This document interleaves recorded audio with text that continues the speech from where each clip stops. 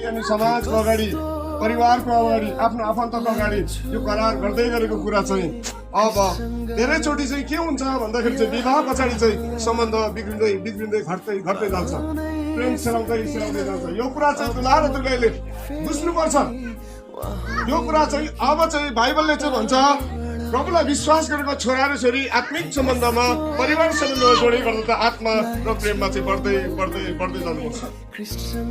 यसले गर्दा हामी आशा गर्छौँ यहाँको जीवन आशिषमय बढ्दै जानेछ। हामीले सुनेका छौँ, मैले एउटा कुरा कथा सुनेको थिएँ।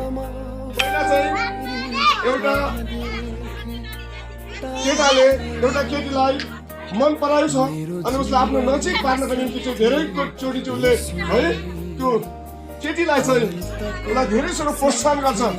अरे म तिमीलाई है आकाशको तारा पनि झारिदिन सक्छु होइन, यस्तो उस्तो अघि भन्दै थियौँ हामी सुनको कुरा गहनाको कुरा बताउँदै गुरुवाले आकाशको तारा झरिदिन्छु। अनि गुरुवाले भन्दै हुनुहुन्थ्यो मेरो श्रीमती त नराम्रो छे अनि मैले राम्रो बनाउनुको लागि के गर्नु भन्दाखेरि चाहिँ बाँध्नुपर्छ भन्नु अरे। अनि लगेर चाहिँ खेत के अरे जङ्गलको लहरा ल्याएर चाहिँ पुरा श्रीमतीले त बाँध्दैछ अरे। अनि भरे त्यो बाँधेको डोरीको टाटाले त झन् राम्रो देखेछ अरे।